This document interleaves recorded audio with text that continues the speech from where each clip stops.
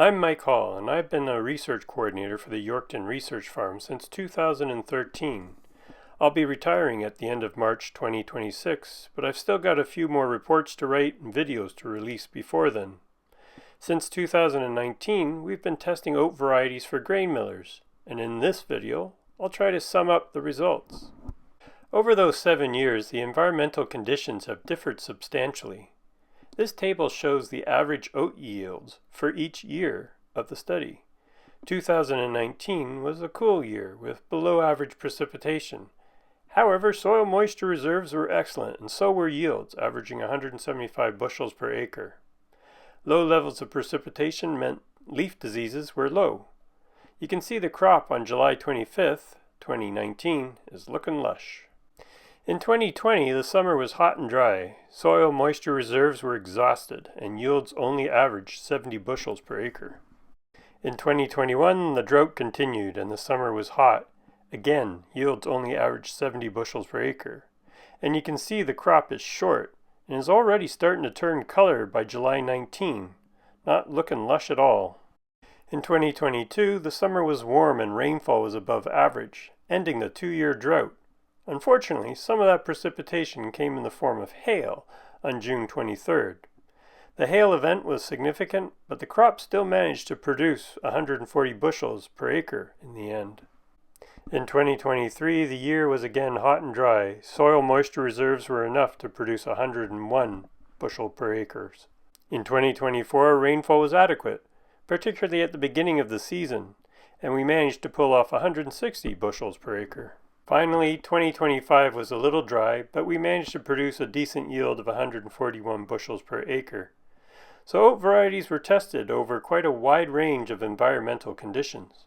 I'm not going to cover the results from all varieties grown in every single year because I don't want to dwell on varieties with which grain millers may have lost interest. However, when making comparisons between varieties, I'll combine as many years as possible. The varieties on this slide have been grown in every single year of the study from 2019 to 2025. I'll call these the commonly grown varieties, and each one has been color-coded so that they can be quickly compared to the introduction of new varieties, which I will outline in white bars. Excepting C.S. Camden, all of these varieties are recommended by grain millers for Zone 2, which roughly extends from Yorkton to Saskatoon. While C.S. Camden is no longer a recommended variety, it is still an accepted variety by grain millers. Based on data taken from 2019 to 2025, no significant yield differences could be detected between these varieties, and no interactions between variety and year were detected. In other words, varietal rankings did not differ between years. However, like the regional information you get in the Saskatchewan Seed Guide, CDC Arborg and CDC Endure numerically yielded more than CS Camden, the provincial check, whereas ORE 3542M yielded less than CS Camden. While ORE 3542M is not a high-yielding variety, it is a short-statured variety with very good resistance to lodging and crown rust. Its resistance to crown rust is probably the reason it is on the recommended list. AAC Douglas, which is a variety under review by grain millers, was introduced to the list of entries in 2021. While there were no significant differences between varieties grown since then, the yield of AAC Douglas was more comparable to CDC Endure, CS Camden, and CDC Arborg than the lower-yielding ORE 3542M. Based on a combined analysis, since 2022, CDC Anson was numerically the highest-yielding variety, 10% higher than the Czech CS Camden. It was the only variety statistically higher yielding than ORE 3542M. While this supports FP Genetics' description of CDC Anson as a high-yielding variety, it contrasts regional information, which only has CDC Anson yielding 1% higher than the Czech.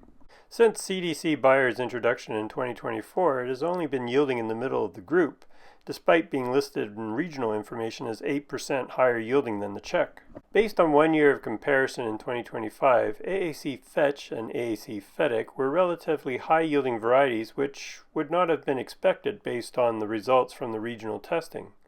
CDC Hank was a little above average, and ORE level 48 was a relatively low-yielding variety.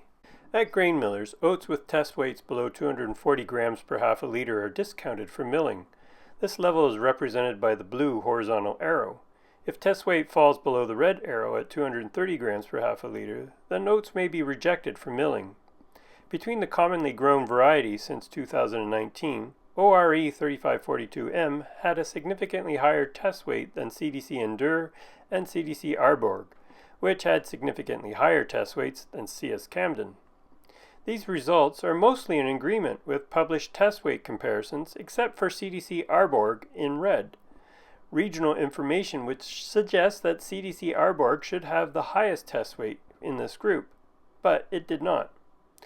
Despite CS Camden consistently having very low test weights in our study, this does not appear to translate into frequent discounts or rejections at grain millers. It has also been suggested to me that producers may blow out more of the fine seed in the field than we do in our research trials, and this may account for the discrepancy. While the main effects of variety on test weight closely matched information from regional testing, the ranking of test weights between the commonly grown varieties differed between years, as indicated by a significant variety by year interaction. For example, CDC Arborg numerically had the highest test weight in 2019, like regional information, but in 2024 it had the lowest. Likewise, ORE 3542M had the lowest test weight in 2019, but the highest test weight in every other year, except 2022.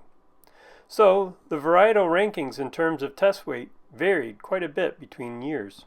For varieties grown in all years since 2021, AAC Douglas had a test weight that was in the middle of the pack. However, its test weight varied from ranking the highest in 2024 to second lowest in 2023. Douglas is a variety under review. Similarly, CDC Anson was another variety which ranked in the middle of the varieties grown in every year since 2022, but its relative ranking varied widely between years. Anson is now a recommended variety for grain millers. For varieties grown since 2024, CDC Bayer had the lowest test weight, lower than CS Camden. This variety is still under review. In 2025, ORE Level 48, AAC Fedek, AAC Fetch, and CDC Hank were added to the treatment list. Based on 1 year of data, ORE Level 48 had the second highest test weight, whereas the rest were near the bottom along with CS Camden. I must confess I really don't understand what influences test weight.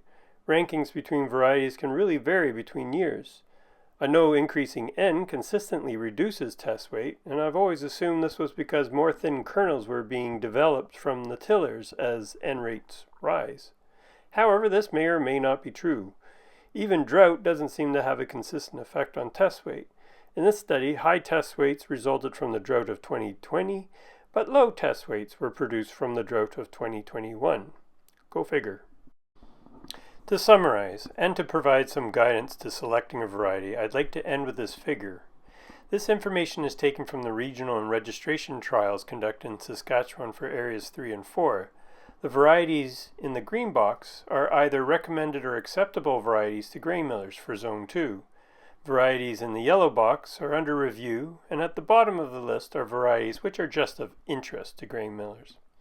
Numbers in greens are values that would have been assigned based on the results of our study. However, they are green because they are still very similar to those determined by regional testing, within 5%. I wouldn't really consider yields within 5% of each other to be significantly different.